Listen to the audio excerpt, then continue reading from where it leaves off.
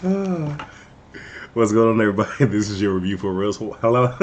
I'm sorry. Like I had to switch back. Right. Like I'll show you right quick because I'm doing this like within the program. So like I had this because I just finished that, so I had to switch it. So I'm laughing at myself. Don't judge me. But this is your review for Real Housewives of Potomac, season 5, episode 19. This is the finale. So we have Doobie Wig, which is Robin.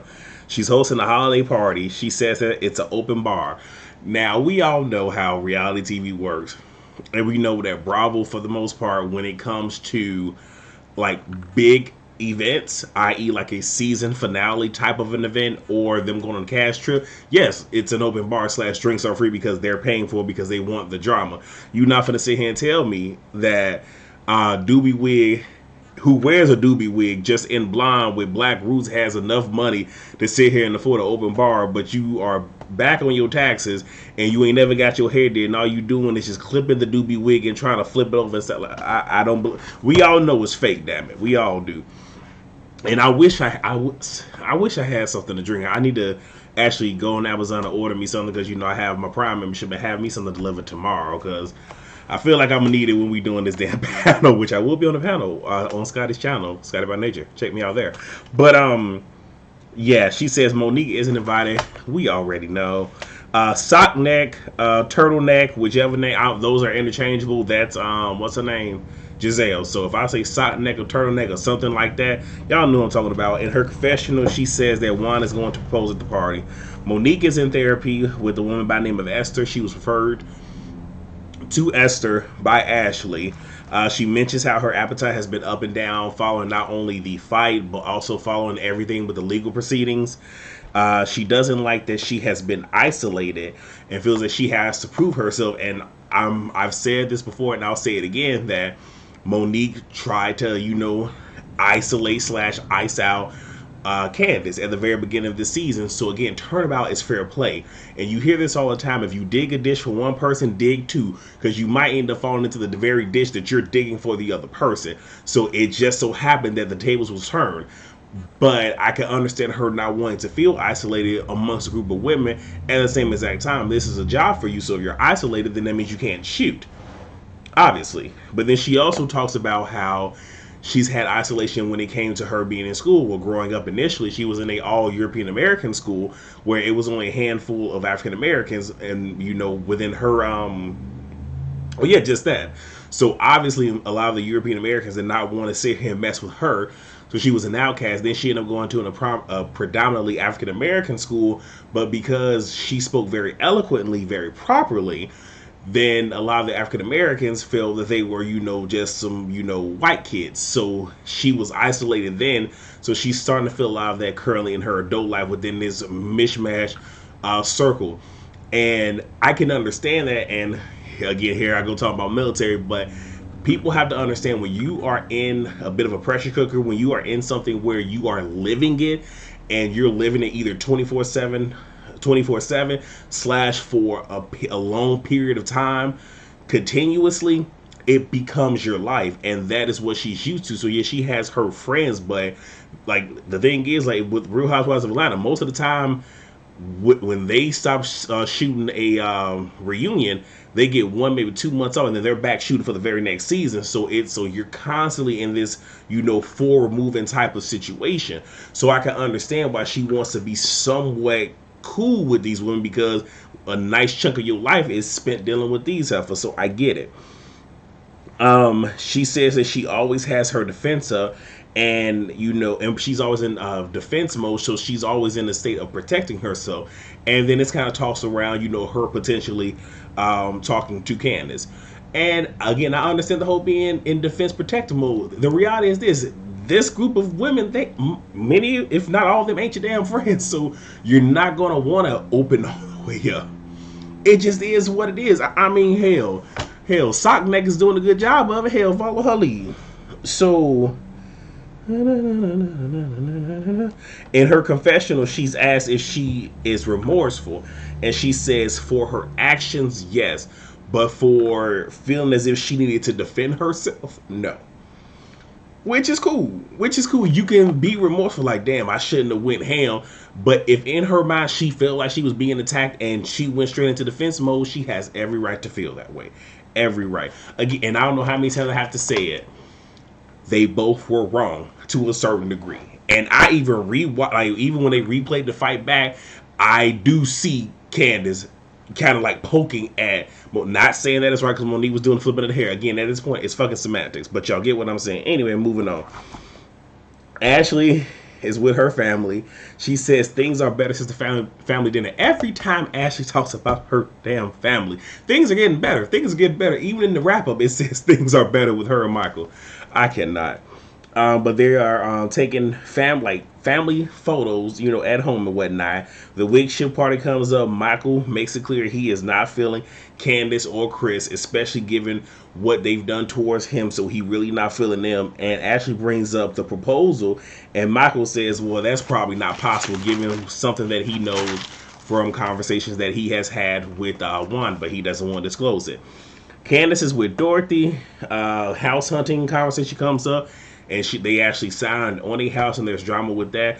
I really don't care about that drama because my thing is not everything is for public consumption. Y'all heard me say on the panel, if social media is giving you the blues that much, then lock the fuck off. You got money, or Dorothy got money, your husband got money, hire somebody to take care, to handle your social media for you. But if you sit here and post your house on there, all these other information, and people figure out where you live, it just is what it is. Don't put that stuff out there. People won't go digging, but whatever. The baby convo comes up. Dorothy wants to, move in after retirement. Candace feel the ways, and I mean, you do have a lot of parents that feel that way. Hell, my mother and I, we've had that conversation where, well, actually, I'm back living in the building that we grew up in. So my mother inherited 2 apartment buildings from her parents. So I'm in the building that I literally grew up in, where I was born on the second floor, which I'm currently occupying. My mother and her husband are on the first floor, and they actually have the basement too, which I spent the latter years of my life growing up on the first floor because we end up moving down there. But if I do end up moving away and my mother gets to a point where she can't do for herself, hell yeah, I am moving her in with me, regardless if I'm married or not. She is moving with me. I'm going to make sure that my mom is taken care of. Just is what it is. And you have some parents that, and the funny thing is, she's even said that if she had to pick between her 3 children, she's picking this guy. So it happens, whatever. But I'm sitting here thinking like, well, hell, Dorothy already sitting here flipping multiple bills and whatnot. Hell, the house y'all currently living in is Dorothy, so shit. Anyway, I'm trying not to be shady, y'all, because I feel like I'm gonna go in at the very end. I'm gonna try not to. But Karen is going to HSN because she's doing a special for her LaDon fragrance. Again, kudos to Karen. I said, I have to big up African American enterprises. I do. Ray has finally acknowledged her as a partner in their relationship. Karen then shows text messages where Monique was supposed to come at 4 p.m. Candace was supposed to come at 6:30. And I had to literally get up and read the text messages, and it seemed as if, from what I was able to glean, that Monique had already talked to production, and even if there was an overlap, production assured her there wouldn't have been a run-in. So even though the timeline was somewhat cleared up a little bit later, even had Candace showed up early, production was going to make sure neither one of those women ran into each other. So Doobie Wig is in therapy. I don't care about therapy session. I really don't. It was good to watch, but my thing is, had we got this in the beginning of the season, I would have cared more. Because this whole entire time, it's been nothing but filler. So my thing is, I'm not going to sit here and care in the very last episode. Because I don't. So moving on. So the party has happened. Candace mentions that Karen initially wanted her to come between 5:15 and 5:30. Even if that's the case, Monique 4 p.m., you 5:30 instead of 6:30. There's still enough time for y'all to not run into each other. But anyway, Sockneck says to us that collection plate can't be there. Well, actually, she says this to somebody, but collection plate can't be there because he got a priest the next morning, which is Sunday, and the day of this party is a Saturday, and drinks are flowing. So whatever.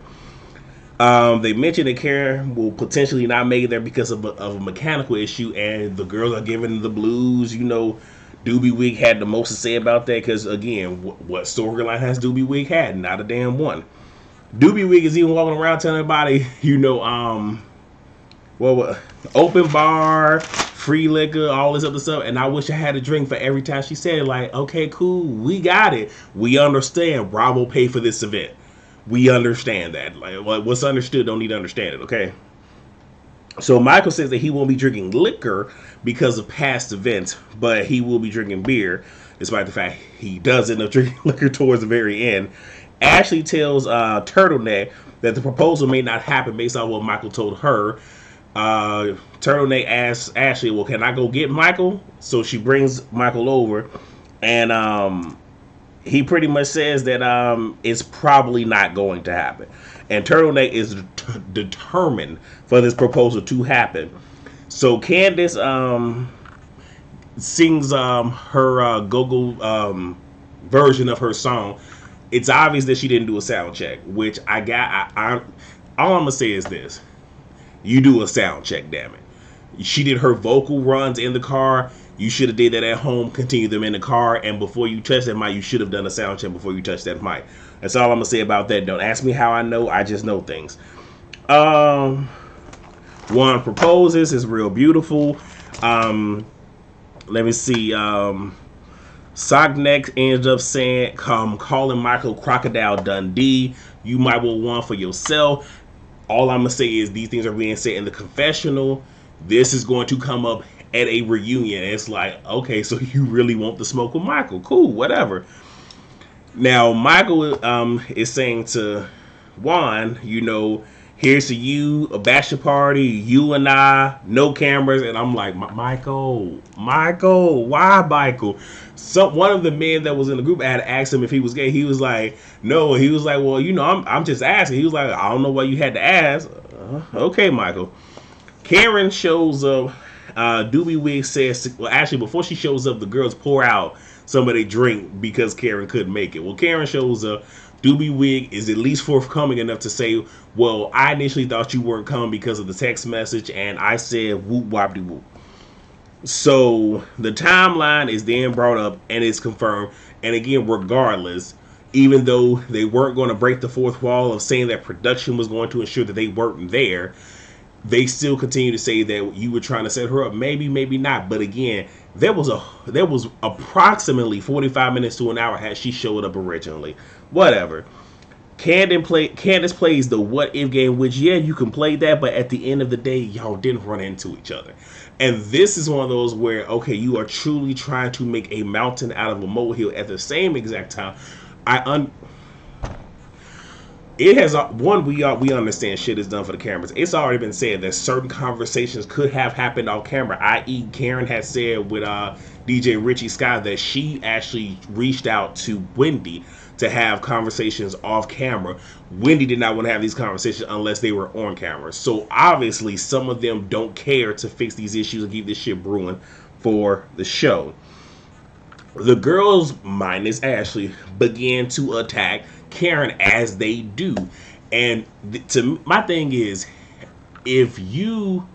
why is it that she can't just say what she has to say? Because as soon as she says something, it's like everybody has to jump in. And yeah, the thing is, Karen is better than me. Because look how Karen got Doobie Wig off her in the last episode. I would have got every last one of them hoes up off of me. Like, y'all not finna sit here and attack me. Yet at the same exact time, I'm also one of those where, Candace, if you want to have this conversation, let us get up, let us go somewhere, and let us have this conversation independent of these women. Because again, let me know that you can sit here and you can talk to me as an adult, as a grown-up, as someone who has independent thought, that has the ability and the capacity to articulate what it is that you have to say without needing a fucking... I'm only getting upset because this hits home because I deal with this with certain relatives where they can't sit here and tongue wrestle with me, so they have to get other people to jump in, and once I'm already distracted by arguing with other people, they jump back in. The only thing is, I know how to get you to fuck up off me, trust me. Karen says that she wants for Monique to come around so she can speak her truth. Candace asks what is her truth. Karen says she is working on herself. Candace is starting to get loud. Well, she's starting to get louder and says that She can if she's on social media talking mess, lying, saying that she isn't remorseful.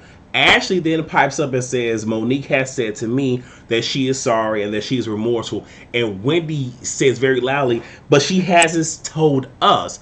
Now, first off, Wendy, who the fuck are you? And look, who the fuck are you?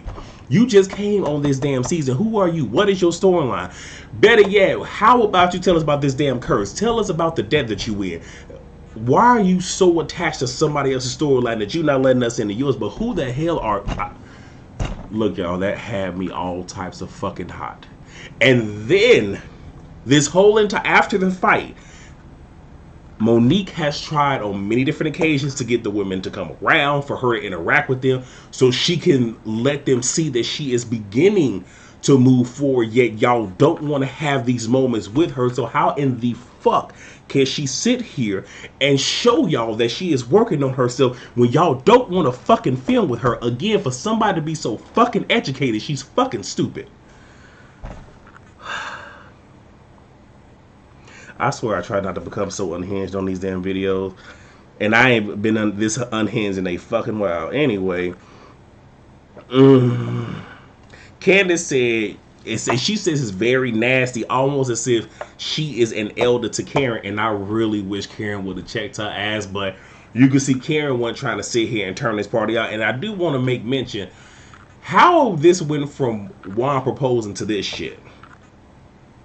So Candace says that you two are drinking this bullshit Kool-Aid, talking real nasty like, and Karen says the truth will come out.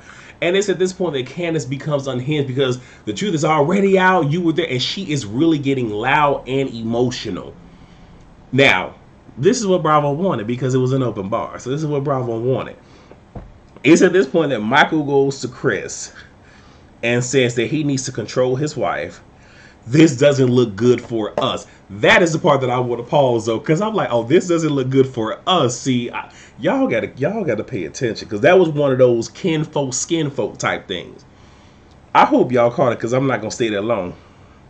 Chris tells him to get the fuck up out my face, gets up and begins to push Michael. It wasn't one push, it was a consistent moving energy, just a push. And Michael... No, I'm sorry. No, my bad. Chris says, get the fuck out of my face. Michael says, shut the fuck up and listen to what I have to say. And that's when Chris jumped up and began to push Michael. So it's at this point that Michael says, you're going down, you idiot. The wives get up and talk to their respective husbands. Once Ashley hears what happened, Ashley was on ready, because we all know Ashley been looking for a reason to come at Candace. Ashley says, but this time, Ashley directs this energy to Chris. Because Chris has been seeing his issue in the background, and of course, Ashley feels that she has to defend her husband. So Ashley says, so Monique doesn't have class, but what do you have? This is directed at Chris. Candace asks, who is she talking to? Michael then says he's going to file suit. Candace asks Michael if he wants to touch her, which I don't see how you got that from that. Like, so... It seemed like she wanted some smoke in that moment. Michael says he's calling his lawyer and Chris is going to jail. Michael is acting rowdy. Security rolls up. Is he looking like, why y'all touching me? Who are y'all? The shit was funny. The dude was drunk, y'all. So Michael tells them that Chris needs to leave or he's calling the police. Michael then says to his wife that he is redneck and he is trash. And one thing that I have said, and I'm pretty sure I've said on this channel, and I really hate to go down this particular rabbit hole, but let me say it here.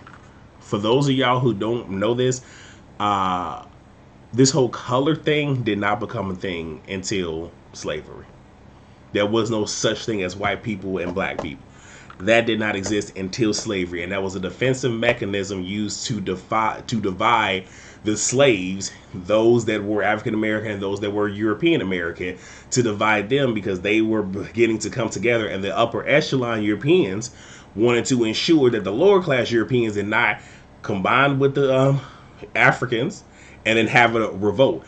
But if you ever are amongst certain groups, you will clearly begin to see that elitism and the separation. But we ain't going down there. But I hope y'all paying attention. Please be paying attention, y'all. I try to give y'all a little bit of this knowledge that I have. I might be 33 going on 34, December 23rd. Aha, Capricorn season host. But I know a little something, y'all. I know a little something. So Chris says, because they've been separated. He's no longer in the venue, but he says he always disrespect women because he's a bitch, but he won't do it to mine. Cool, I have every reason to feel that way. Karen walks out, hugs Candace, trying to console her, and just just like, it shouldn't get to this, that, and the third. And Candace is still on that, trying to pin her down to the Monique thing, yet you are not acknowledging the fact that you just became unhinged and your husband did. And to all of those who have been ready to crucify Monique, the same exact energy that y'all gave to Candace, please let's give this same energy to Michael. Please let's give him the same damn energy. Anyway, so I'm not going to talk about what they wrap up is, because who cares. But Michael has his mic taken off. He goes to the production area. He is showing his ass. Ashley is clearly pissed because she's kind of looking at him like, motherfucker, if I did what you just did, oh my, she is over it. But again, and this is one of those where you can see Ashley was partially thinking about the check, trying to keep his ass calm, because again, if he gets sued, that's money that's gonna come, that she gonna lose in the long run. But she also just trying to keep like, but because she wasn't thinking like all this is on camera, woman. Like, you building a case right now. You're showing that he unstable. You showing how he is when he drunk. Let this stuff continue to get caught on camera now. Monique is in her confessional, and because of they end with her and Candace, so she says that the cases were thrown out, and that's that.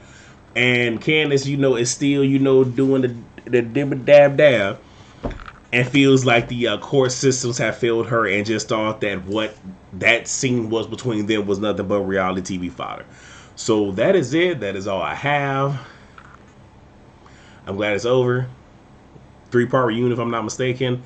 It's going to be a little rough trying to get these reviews out, because I was in the kitchen making some pollo guadalajara, like right up until the show starting. So like I had to let it set so the cream can really like get thick. Watched the first piece of Atlanta, went back there, threw that on a plate with some noodles, and was eating in between. So if the Atlanta review seemed like I was missing stuff, that's because my ass was eating, damn it. But that is all that I have. I'm not giving y'all Brass of Family values until this upcoming week, because it wasn't nothing but a Zoom call, and I wasn't going to go through all that. And yeah, that is all that I have. Please rate, comment, subscribe, and share. I will see you guys, for Brass of Family values and for the Housewives of Atlanta Potomac. Peace.